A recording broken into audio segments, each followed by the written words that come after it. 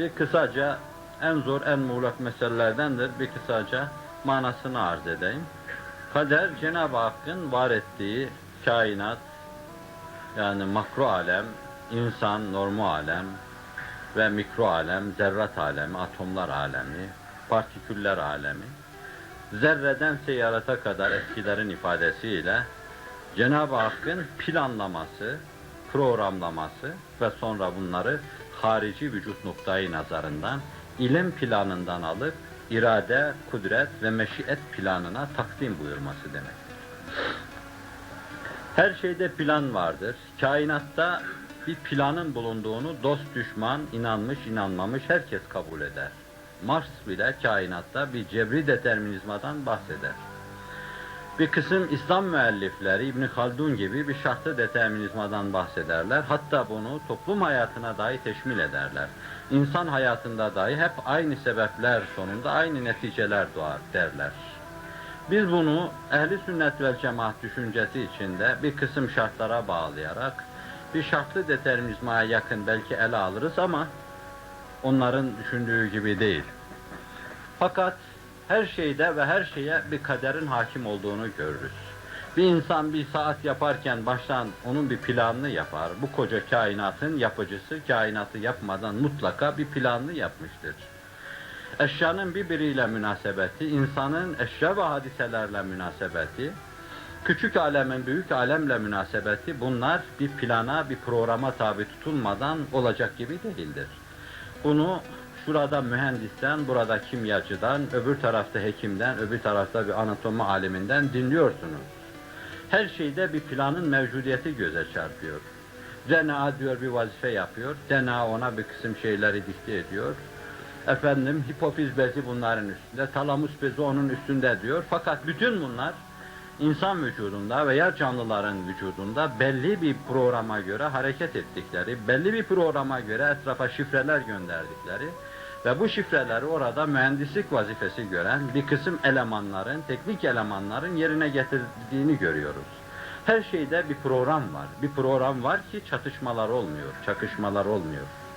Bu koskocaman kainat, zıtlıklarla dolu kainat, birbiriyle müsaademe etme durumunda bulunan eşyasıyla bütün kainat müsaademe edecekken, gürültüler çıkaracakken bir saat ahengi içinde işlemektedir. Bir fabrika gibi işlemektedir.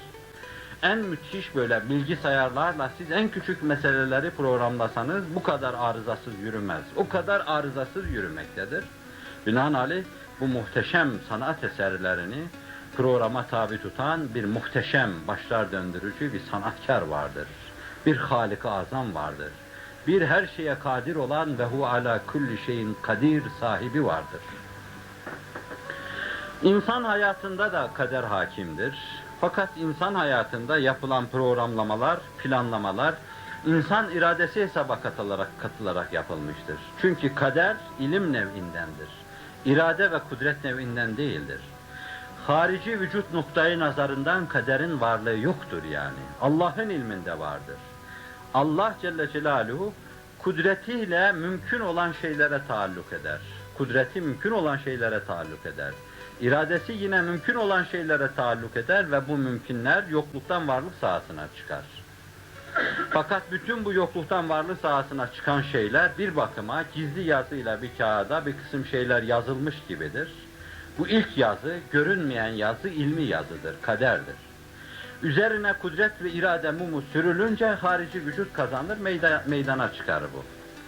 Bu noktada biz Cenab-ı Hakk'ın kudret ve iradesini görürüz. Bizde, kainatta, zerrelerde, dalgalarda, her şeyde Cenab-ı Hakk'ın kudret ve iradesinin izini görürüz.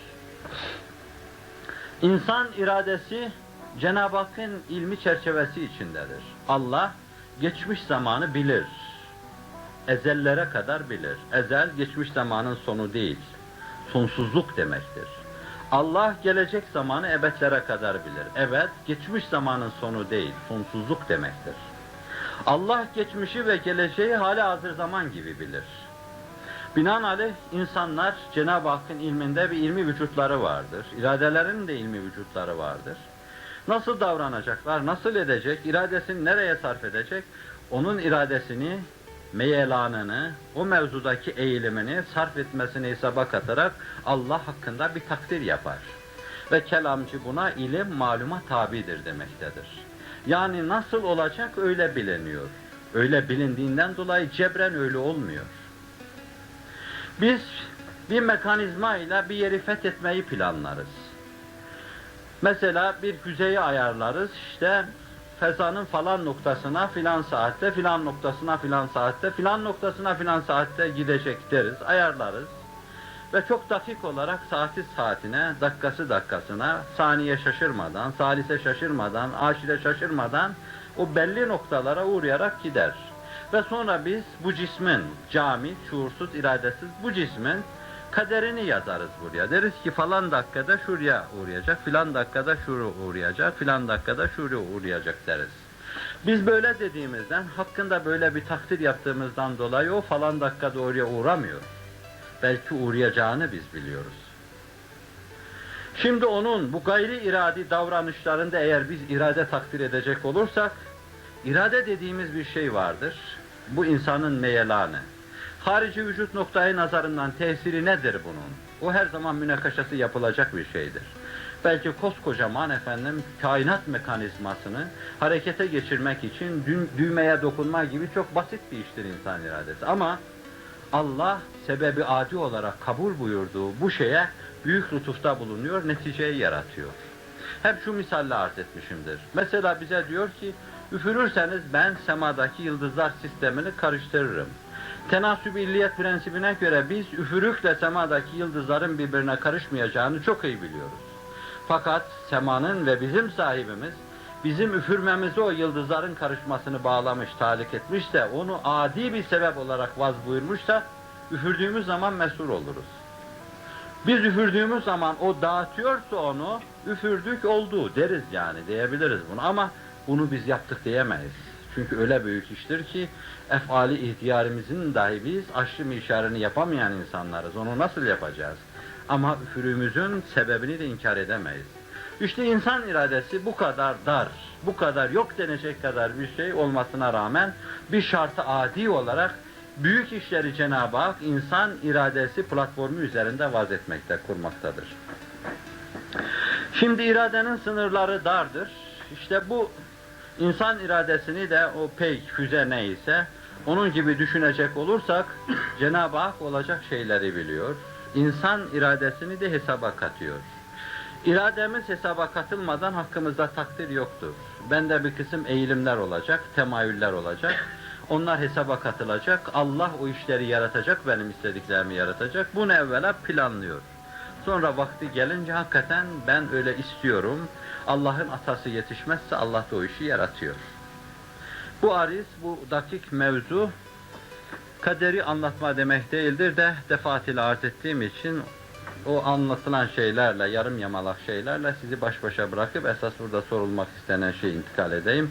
Çünkü bunu anlatmadan bunun anlaşılacağına kani değildim. Burada soruda sorulan da kaderin bir diğer yanıdır. Kader bizim bildiğimiz şey değildir yani. Hakkımızda Rabbin nasıl bir takdir yaptığını biz bilemiyoruz. Böyle giderken bir iç meyelanla, bir iç değişik şifreyle değişik bir tarafa dönmemiz muhtemeldir yani. Hakkımızda nasıl takdir yapıldığını bilemiyoruz. Binaenaleyh Rabbimizin emirleri istikametinde davranışlarımızı ayarlar, yürürüz. Ama bir yerde başımıza bir bela, bir musibet gelir. İşte o bela ve musibeti kadere verme, teselli olma, kaderi tenkit etmeme demektir. Kaderi tenkit eden başını örse vurur, kırar. Kırılmış bir elle intikam almak gibidir. Onun kırılmasını iyice artırmış olur. Binaenaleyh maziye ve musibetlere kader açısından bakar, hakkımızda Allah'ın takdirini tenkit etmeyiz. Belki hakkımızda cereyan eden şeyleri ileriye aydınlatmak, aynı arızalı şeylere düşmemek için değerlendiririz sadece. Onun için Efendimiz buyurur ki, lev demeyin. Lev'in karşılığı şayet, şayet, şayet demektir. Lev helaktır. Şayet şu işi şöyle yapsaydık bu böyle olmazdı. İşte bu kaderi tenkit etme demektir. Bu başını örse vurmak demektir. Bu kırılmış elle intikam almak demektir. Ve bu zarar etmek demektir. Maziye ve musibetlere kader açısından bakıp teselli olacağız. Geleceğe irademiz açısından bakacağız. Günahlara irademiz açısından bakacağız. Çünkü günahı isteyen insanın nefsidir, cibilliyetidir. Fevkalade temayülü vardır. Hadisin ifadesiyle insan masiyetlere karşı inhimak etmeye müheyya olarak yaratılmıştır. Cenneti kendisine kazandıracak zor ve ağır şeylere karşı da içinde bir tiksinti vardır. Cennet ve cehennem o şununla o da şununla ihata buyurulmuştur derken Efendimiz sallallahu aleyhi ve sellem bu gizli noktaya dikkati çekmektedir. Evet, burada sorulan şeyi tekrar edeyim ben.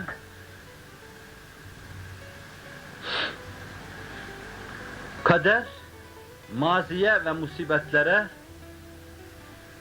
kader açısından bakmamızı amirdir.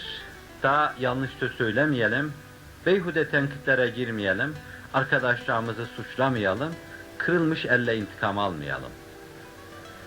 Ama gelecek zamana ve masiyetlerimize de irade açısından bakacağız, günahlara girmeyelim ve gelecek zamanı inşallah iradelerimizle cennetlere çevirmeye çalışalım. İradenin hacmi, büyüklüğü, buğutları ne olursa olsun onun her zaman münakaşası yapılabilir.